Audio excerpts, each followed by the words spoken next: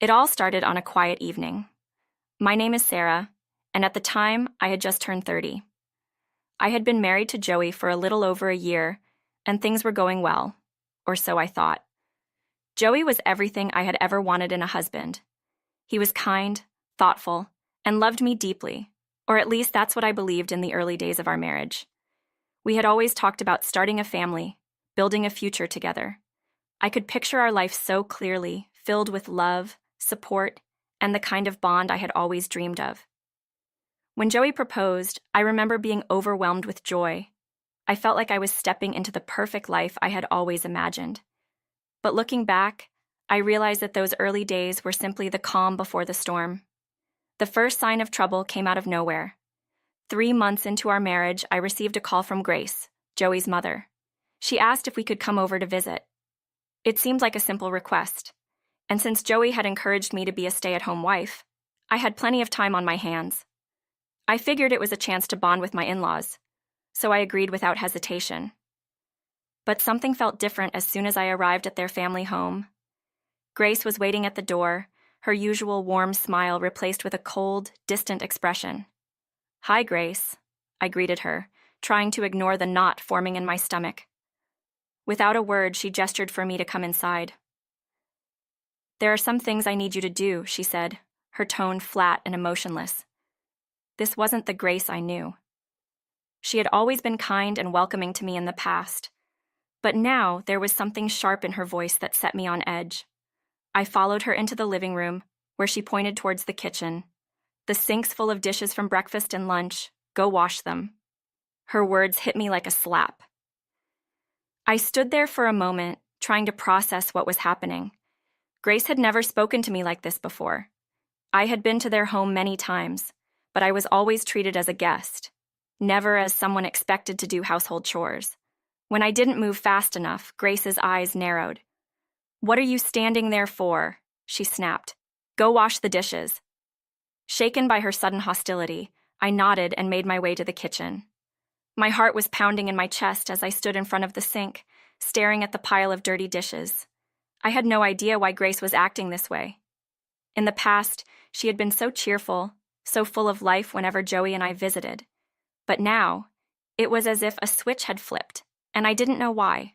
I quickly washed the dishes, trying to keep my head down and avoid upsetting her any further. But my mind was racing. Was I imagining this? Was Grace really treating me this way, or was it all in my head? No matter how hard I tried to shake the feeling, I couldn't ignore the unease creeping up my spine. When I finished with the dishes, I hesitated for a moment before telling Grace I was done. I half expected her to thank me, maybe even apologize for being so harsh. But instead, she just waved me off. "Good. Now do the laundry, and make sure you clean all the way up to the stairs." Once again, I was left speechless. I had never been asked to do housework at their home before, let alone ordered around like this. But what choice did I have? I couldn't just refuse, especially when Grace's mood seemed so unpredictable. So I made my way to the laundry room, feeling a deep sense of dread settle in my chest. I wasn't sure where they kept the cleaning supplies or how they did their laundry, but I figured it out as best I could. Every time I glanced in Grace's direction, she was watching me, her expression unreadable. I tried to do everything as perfectly as possible, hoping to avoid her wrath. But no matter what I did, it seemed like it wasn't enough.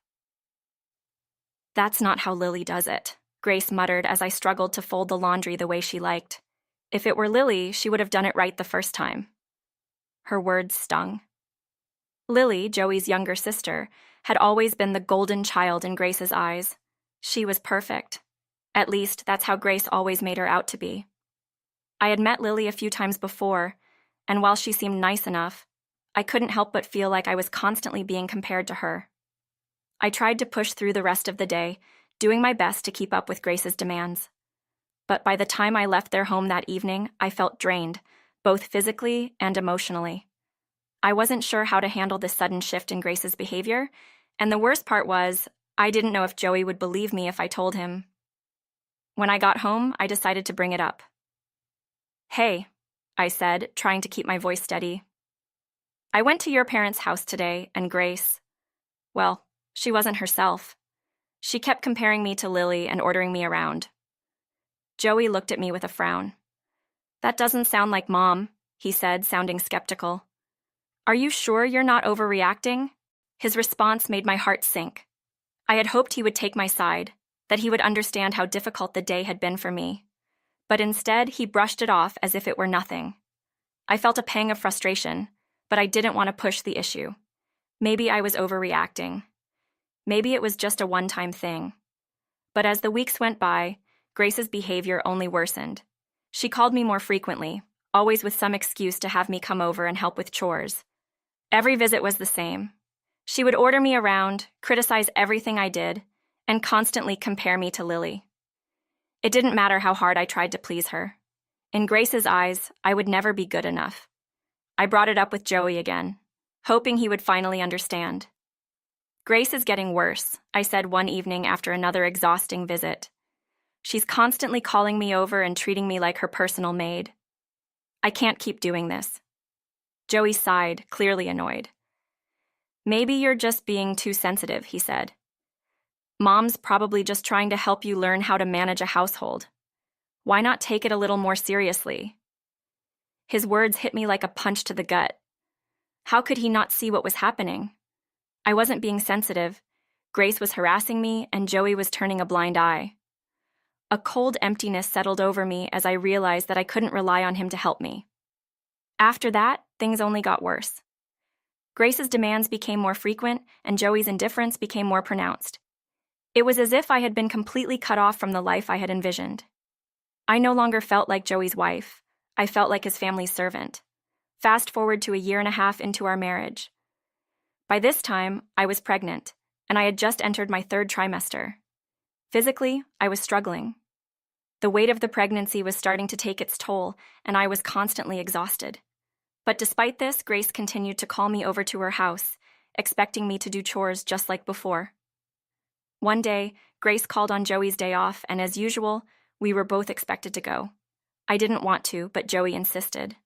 I was already dreading it, knowing that Grace would have no sympathy for my condition. And I was right. The moment we arrived, Grace started barking orders. Sarah, the floors need to be scrubbed, and don't forget to dust the shelves. Oh, and the laundry's piling up.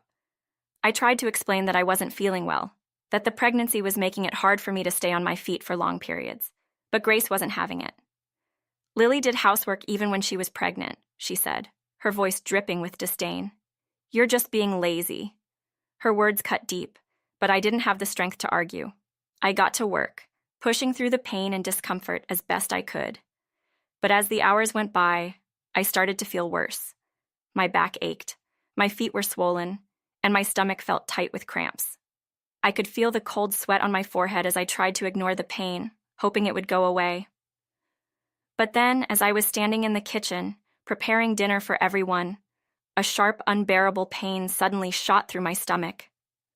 I gasped and doubled over, clutching the counter for support. I felt like I was going to collapse. At that moment, the front door swung open, and I heard a familiar voice call out from the living room. We're home! It was Lily. I could hear her chatting with Joey and William as they made their way into the house, but I couldn't focus on their words. All I could think about was the pain radiating through my body. I tried to straighten up, but my legs felt weak, and I could barely stand. Lily entered the kitchen, her cheerful expression fading the moment she saw me hunched over in pain. Sarah, what's wrong? Are you okay? I shook my head, unable to speak. My stomach felt like it was on fire, and I could feel tears welling up in my eyes. Lily's eyes widened as she looked at me. Wait, are you pregnant? I nodded weakly. I'm 8 months along, I managed to say through the pain. Lily's face turned red with anger. Joey didn't tell me, she said, her voice trembling with fury. Without another word, she stormed out of the kitchen, her footsteps loud as she marched towards the living room. Mom, Lily yelled, her voice echoing through the house. Why is Sarah doing all the work when she's pregnant? Grace appeared at the top of the stairs looking confused. What are you talking about? she asked, her tone defensive. Lily glared at her. Sarah's in the kitchen, barely able to stand, and you've been making her do all the chores? You've been pregnant before. You know how hard this is. Grace's face paled. Well, Sarah insisted on doing it, she stammered, clearly caught off guard by Lily's sudden outburst. That's a lie, Lily shouted. You've been treating her like a servant, and I'm not going to stand by and let it happen anymore. Without waiting for a response, Lily stormed into the living room. Зрение, где Джой и Уильям сидели, не замечая хаос, разворачивающийся вокруг них. She grabbed a newspaper from the coffee table and smacked Joey on the head. What's wrong with you? She yelled. Your wife is 8 months pregnant and you're just sitting here while she does all the work? Joey looked stunned, his eyes wide with confusion. I didn't know, he stammered. Didn't know? Lily repeated, her voice rising. Are you that clueless? Sarah's being mistreated by Mom and you've done nothing to stop it. William, who had been silently watching the scene, tried to intervene. Lily, calm down, he said, his voice quiet but firm. But Lily wasn't having it. Don't tell me to calm down, Dad, she shouted. When I got married, you told my husband to take care of me, to prioritize my well-being. What about Joey? He's letting Sarah suffer while he sits here playing games on his phone. It's shameful. The room fell silent as Lily's words hung in the air. Joey and William both looked down, their faces pale, unable to respond. Finally, Lily turned to all three of them, her voice cold and steady. You should all be ashamed of yourselves, she said. Get out of the house. Now. Grace, Joey, and William stared at her in disbelief, but Lily didn't back down. I said, get out, she repeated, her tone leaving no room for argument. Without another word, the three of them shuffled out of the house, leaving Lily and me alone in the kitchen. The tension in the room slowly began to fade as the front door clicked shut behind them. Lily turned to me, her tough exterior melting away. Are you okay, Sarah? She asked, her voice soft and full of concern. Did I scare the baby? I couldn't help but laugh, despite the pain and exhaustion that weighed me down. No, the baby's fine, I said, wiping away the tears that had started to fall. Thank you, Lily. I don't know what I would have done without you. Lily smiled, her eyes warm with sympathy. You don't have to thank me, she said. I'm just sorry I didn't realize what was going on sooner. I had no idea Mom was treating you like this. From that day forward, everything changed. Joey came home later that night, full of apologies. Sarah, I'm so sorry, he said, his voice heavy with guilt. I'll never let this happen again. And for the first time in a long time, I believed him. Grace and William visited our home a few days later, offering a formal apology for their behavior. We were wrong, Grace said, her voice trembling with regret. We're so sorry. After that, there were no more calls from Grace asking me to come over, no more demands for me to do housework. Joey stopped suggesting we visit his family, and I finally felt at peace as I prepared for the birth of our child. Lily and I grew closer in the months that followed. We talked often, and I found myself looking forward to our conversations. It was a relief to have someone in Joey's family who truly understood and supported me. When I told her I was considering visiting Joey's family after the baby was born, she smiled and said, "Let me know when you're going. We'll plan a family visit together." For the first time in a long time, I felt like things were going to be okay.